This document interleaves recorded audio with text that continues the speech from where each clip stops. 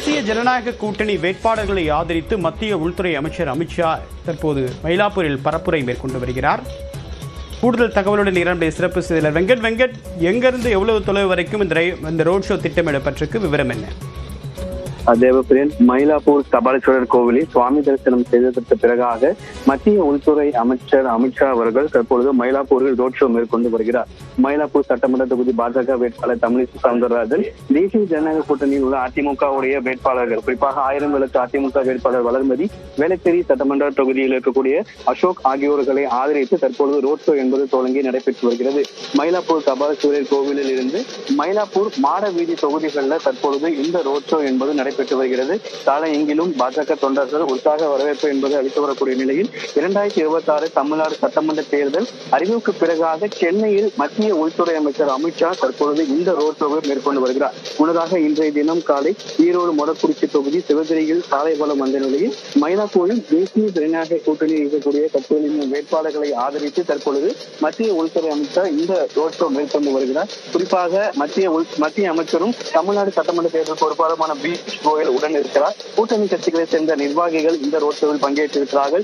மயிலாப்பூரில் மத்திய அமைச்சர் ரோட் ஷோ மேற்கொள்ளும் பொழுது கரகாட்டம், ஒயிலாட்டம் உள்ளிட்ட பாரம்பரிய மூலியமாக அவருக்கு வரவேற்பு என்பது அளிக்கப்பட்டு வருகிறது. மயிலாப்பூர் மாட வீதிகளில் தற்பொழுது தேசிய ஜனநாயக கூட்டணியின் வேட்பாளர்களை ஆதரித்து அமித்ஷாவுடைய ரோட் ஷோ என்பது தற்போது நடைபெற்று வருகிறது.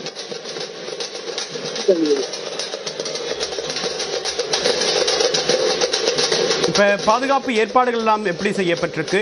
எத்தனை மணிக்கு இந்த ரோட் ஷோ முடிவடைய வாய்ப்பு இருக்கு? சரியாக இன்னும் ஒரு 10 நிமிடத்தில் இந்த ரோட் ஷோ என்பது முடிய இருக்கிறது.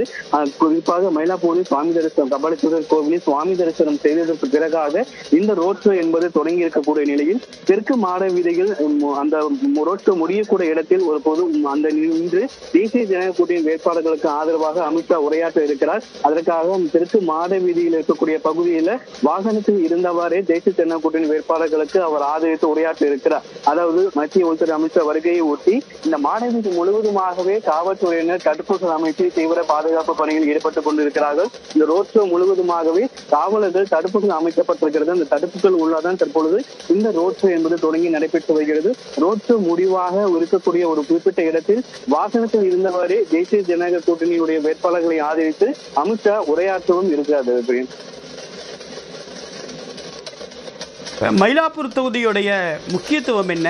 இந்த தொகுதியில் அமித்ஷா ரோட் ஷோ மேற்கொள்ள தேர்ந்தெடுப்பதற்கான பின்னணி என்ன வெங்கட்?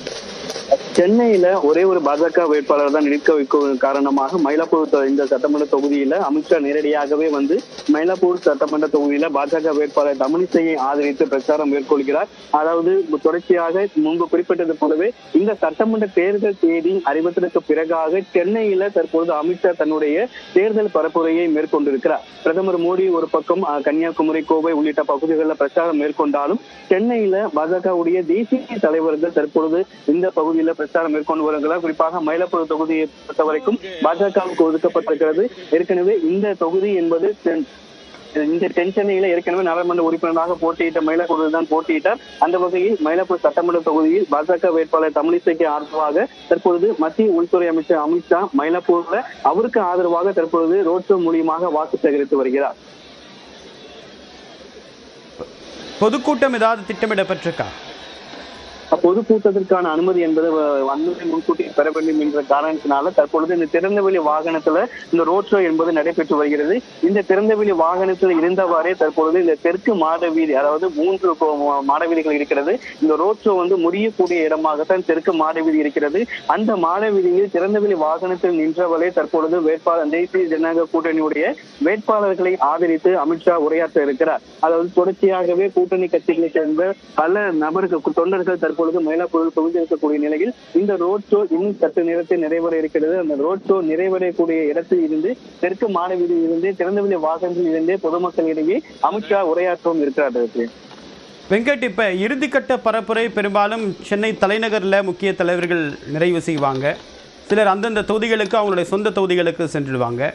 இந்த முறை அதிமுக கிட்டத்தட்ட 12 இடங்கள்ல 13 இடங்களில் நேரடியாக போட்டியிடுறாங்க. கூட்டணி கட்சிகளுக்கு குறைவான எண்ணிக்கை தான் ஒதுக்கியிருக்காங்க. அப்படி இருக்கக்கூடிய நிலையில் அதிமுகவுடைய அடுத்து அவங்க நேரடியாக தலைவர்கள் பிரச்சாரம் மேற்கொள்ள வாய்ப்பு இருக்கா?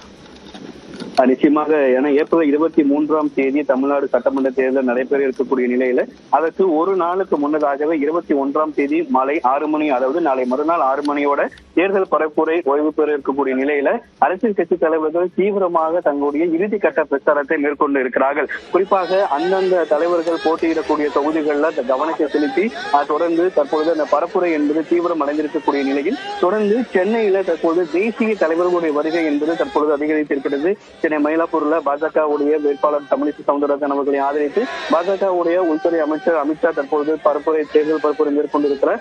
தொடர்ந்து கொளத்தூர், அதே போல மற்ற கொளத்தூர் தொகுதி முதலமைச்சர் ரீதியாக பரப்புரை மேற்கொள்ள இருக்கிறார். இப்படி இன்னும் சில 2 நாட்களில் இருக்கக்கூடிய நிலையில் இந்த பரப்புரை இறுதி கட்டத்தை எட்டியிருக்கக்கூடிய நிலையில் தேசிய தலைவர்கள் அதிக முறை தமிழகத்தில் வந்து வாக்கு சேகரிக்க இருக்கிறார்கள். அந்த வகையில் தற்பொழுது மத்திய உள்துறை அமைச்சர் அமித்ஷா இந்த தேர்தல் தேதி அறிவித்ததற்கு பிறகாக சென்னையில ஒரே ஒரு பாஜக வேட்பாளர் போட்டியிடக்கூடிய அந்த மயிலாப்பூர் தொகுதியில தற்பொழுது மயிலாப்பூர் தொகுதியுடைய பாஜக வேட்பாளர் தமிழிசை சவுந்தரராஜன் அவர்களை ஆதரித்து இந்த ரோட் ஷோ என்பது தற்பொழுது தொடங்கி நடைபெற்று வருகிறது. தேசிய ஜனநாயக கூட்டணியின் அங்கமைக்கூடிய கட்சியின் வேட்பாளர்களுக்கும் ஆதரவாகவும் தற்பொழுது அவர் இந்த ரோட் ஷோவை மேற்கொண்டு வருகிறார். வெங்கட், நீங்க தொடர்ந்து இணைப்பிருங்க. அடுத்தாக நம்முடைய சிறப்பு செய்தியாளர் வேல்முருகன் இணைகிறார். வேல்முருகன், தற்போது பாஜக கடந்த முறை தமிழிசை சவுந்தரராஜன் அவர்கள் தென் சென்னை தொகுதியில் போட்டியிட்டு கணிசமான வாக்களை பெற்றாங்க. இந்த முறை மயிலாப்பூரில் போட்டியிடுறாங்க. இங்கு அமித்ஷா பரப்புரை மேற்கொள்ள மயிலாப்பூரை தேர்ந்தெடுத்திருப்பதற்கான வியூகம் என்ன? மிக முக்கியமாக தேர்தலுக்கு இன்னும் 2 நாட்கள் அந்த பிரச்சார ஓய்வு அப்படிங்கிறது இருக்கக்கூடிய சூழல்ல குறிப்பாக பாஜகனுடைய அனைத்து முக்கியமான தலைவர்களும் தற்போது தமிழகத்தினுடைய குறிப்பாக அந்த பிரச்சார சுற்றுப்பயணத்தில் இருக்கிறார்கள். குறிப்பாக நேற்றைய தினத்துல பாஜகனுடைய வேட்பாளராக இருக்கக்கூடிய குறிப்பாக வானதி சீனிவாசன் அவர்களை ஆதரித்து குறிப்பாக பிரதமர் நரேந்திர மோடி பிரச்சாரம் மேற்கொண்டார். இந்த நிலையில இன்று மத்திய உள்துறை அமைச்சர் குறிப்பாக 2 நாள் பயணமாக தமிழகம் வந்திருக்கக்கூடிய நிலையில காலை மொடக்குறிச்சியினுடைய வேட்பாளர் பாஜக வேட்பாளரை ஆதரித்து பிரச்சாரம் மற்றும் ரோட் ஷோவை நடத்தி நிறைவு செய்திருக்கிறார். இதனாலும் தற்போது சென்னை மயிலாப்பூரில் இருக்கக்கூடிய பாஜக வேட்பாளர் தமிழிசை சவுந்தரராஜன், அதே போல அதிமுக வேட்பாளர் இருக்கக்கூடிய முன்னாள் அமைச்சர் வளர்மதி, அசோகன் உள்ளிட்டவரை எல்லாம் தற்போது ஆதரித்து தற்போது ரோட் ஷோவில் ஈடுபட்டிருக்கிறார். குறிப்பாக மயிலாப்பூர் தொகுதியை பொறுத்தளவிற்கு மிக முக்கியமான ஒரு தொகுதியாக பார்க்கப்படுகிறது. குறிப்பாக பெரும்பாலும் இந்த பகுதியில குறிப்பாக பல்வேறு சமுதாயத்தினர் இருக்கக்கூடிய நிலையில பாஜகனுடைய ஒரு முக்கிய ஒரு தொகுதியாக இது வந்து கருதுகிறார்கள். சென்னையை பொறுத்தளவிற்கு 16 தொகுதிகளில் ஒரே ஒரு தொகுதி தான் பாஜக பெற்றிருக்கிறது. அந்த தொகுதியில வந்து எப்படியாவது வெற்றி வாய்ப்பை அதிகப்படுத்த வேண்டும் அப்படிங்கிற ஒரு முயற்சியில பாஜக தொடர்ந்து ஈடுபட்டு வருகிறது. அந்த வகையில தற்போது இந்த பல கட்ட பிரச்சாரங்கள் அப்படிங்கிறது குறிப்பாக ஏற்கனவே சரத்குமார், அதே போல சுஷ்பு உள்ளிட்டோரெல்லாம் பிரச்சாரம் மேற்கொண்டிருக்கிறாங்க. தற்போது அமித்ஷா அவர்கள் நேரடியாக பிரச்சாரத்தை மேற்கொண்டு இருப்பதும் ஒரு முக்கியத்துவம் வாய்ந்ததா பார்க்கிறோம். குறிப்பாக இருக்கக்கூடிய இந்த மாட வீதிகள்ல குறிப்பாக இங்க சுற்று வட்டார பகுதியில் இருக்கக்கூடிய மயிலாப்பூர் மக்களுடைய வாக்குகளை பெறக்கூடிய வகையில் தற்போது இந்த மாட வீதிகள்ல பிரச்சாரம் என்பது அமித்ஷாவுடைய பிரச்சாரம் அப்படிங்கிறது ரொம்ப முக்கியத்துவம் வாய்ந்ததா பார்க்கிறோம். அதே போல குறிப்பாக சுவாமி தரிசனம் செய்துவிட்டு பிரச்சாரத்தினுடைய நிறைவு பகுதியில அமித்ஷா அவர்கள் பேச இருக்கிறார். அப்படி பேசுகின்ற போது என்னென்ன விஷயங்கள் எல்லாம் குறிப்பாக திமுகவினுடைய செயல்பாடுகள், திமுகவால் ஏற்படக்கூடிய பாதிப்புகள் அப்படின்ற ஏற்கனவே மொடக்குறிச்சியில பேசியதை போல இங்கும் அவருடைய கருத்துக்களை எடுத்து வைப்பார் என்று எதிர்பார்க்கப்படுகிறது. குறிப்பாக சென்னை அப்படிங்கிறது திமுகவினுடைய பெரும்பாலான தொகுதிகள் வெற்றி பெறக்கூடிய தொகுதியா இருக்கக்கூடிய நிலையில அதை எப்படி அமித்ஷா அவர்களுடைய வியூகம் அப்படிங்கிறது மாற்றி அமைக்க போவது அப்படிங்கிறத பொறுத்து தான் பார்க்க வேண்டும். அமித்ஷா அவர்களுக்கு நிறைய நினைவு பரிசுகளை கொடுக்கிற காட்சிகளையும் பார்த்து கொண்டிருக்கோம். அந்த மாதிரி என்னென்ன முக்கியமான நினைவு பரிசுகளை மக்கள் கொடுக்குறாங்க வேல்முருகன்? தொடர்ச்சியாக தற்போது இங்க இருக்கக்கூடிய சாய்பாபா அவர்களுடைய புகைப்படங்கள், அதே போல கபாலீஸ்வரருடைய அந்த குறிப்பாக அந்த கும்பங்கள் உள்ளிட்ட விஷயங்கள் எல்லாம் கொடுக்கப்படுகிறது. அதே போல அமித்ஷாவும் தற்பொழுது வாகனத்தில் இருக்கக்கூடிய அந்த ரோஜா பூக்களை வந்து அருகில் இருக்கக்கூடிய அந்த தொண்டர்களிடம் அவர் வீசிக்கொண்டே வருகிறார். குறிப்பாக வாகன பிரச்சாரத்தின் போது பலரும் வந்து அவருக்கும் பூக்களை கொடுக்கிறார்கள். இவரும் பூக்களை வந்து சுற்றி வீசி தற்போது அவர்களை வந்து உற்சாகப்படுத்தி வருகிறார். குறிப்பாக மத்திய உள்துறை அமைச்சர் அப்படிங்கிறதுனால முழுமையான பாதுகாப்பு என்பது வழங்கப்பட்டிருக்கிறது. குறிப்பாக மெட்டல் டிடெக்டர் மூலியமாக அனைத்து பகுதியிலும் தற்போது பொதுமக்கள் வரக்கூடிய வகையிலும் செல்லக்கூடிய வகையிலும் மெட்டல் டிடெக்டர்கள் போடப்பட்டு முழுமையான பரிசோதனைக்கு பிறகு பொதுமக்கள் வந்திருக்கிறார்கள்.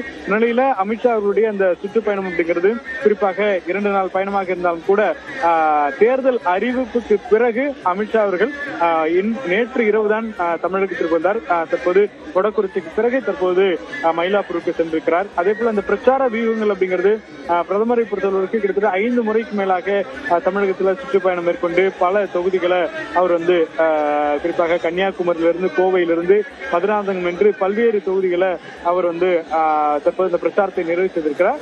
அமித்ஷாவை பொறுத்தளவிற்கு குறிப்பாக பல மாநிலங்கள்ல இந்த தேர்தல் நடக்கக்கூடிய மேற்கு வங்காளம் அதே போல அஸ்ஸாம் உள்ளிட்ட கேரளா உள்ளிட்ட மாநிலங்கள்ல அதிக கவனத்தை செலுத்தக்கூடிய சூழல்ல தமிழகத்தை பொறுத்தளவிற்கு அந்த பிரச்சார திட்டங்கள் அப்படிங்கிறது ரொம்ப குறைவாகவே இருந்ததை பார்க்க முடிகிறது. இன்னும் தேர்தலுக்கு குறிப்பாக ஒரு 3 நாட்களே இருக்கக்கூடிய நிலையில 21ஆம் தேதி 5 மணியுடன் பிரச்சாரம் நிறைவு பெறுகிறது. எனவே இறுதிக்கட்ட பிரச்சாரம் நடைபெறுவதன் காரணமாக அமித்ஷா அவர்களுடைய பயணம் அப்படிங்கிறது தற்பொழுதுதான் ஷெட்யூல் செய்யப்பட்டு குறிப்பாக நேற்று இரவு வந்த நிலையில இன்று 2 குறிப்பாக மாவட்டங்கள்ல இருக்கக்கூடிய வேட்பாளர்களை தற்போது ஆதரித்து இந்த பிரச்சாரத்தை மேற்கொண்டிருக்கிறார்.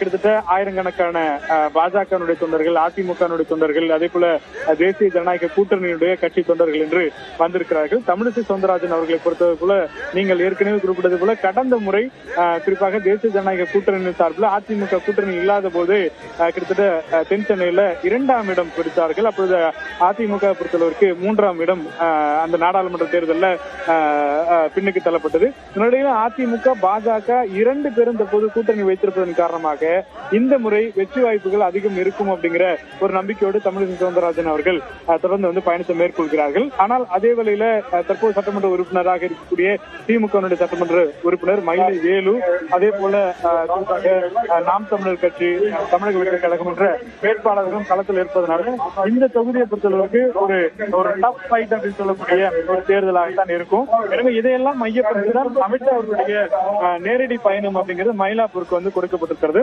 குறிப்பாக பிராமணர்கள் அவருடைய வாக்குகள் அப்படிங்கிறது ரொம்ப முக்கியத்துவம் வாய்ந்ததாக இந்த தொகுதியில பார்க்கப்படுகிறது. இதே போல மீனவ சமுதாயம், கிறிஸ்துவ மக்கள் என்று பல தரப்பு மக்கள் அப்படிங்கிறது மயிலாப்பூர் தொகுதியில ஒரு முக்கியமான தேர்தல் பங்காற்றுகிறார்கள். எனவே அனைவருடைய வாக்குகளும் பெறக்கூடிய வகையில அனைத்து கட்சிகளும் பல்வேறு வியூகங்களை வகுக்கிறார்கள். குறிப்பாக பாஜக பொறுத்தளவிற்கு பெரும்பாலும் இங்க இருக்கக்கூடிய மக்கள் பாஜக ஆதரிப்பார்கள் அப்படிங்கிற ஒரு நம்பிக்கை இருக்கு.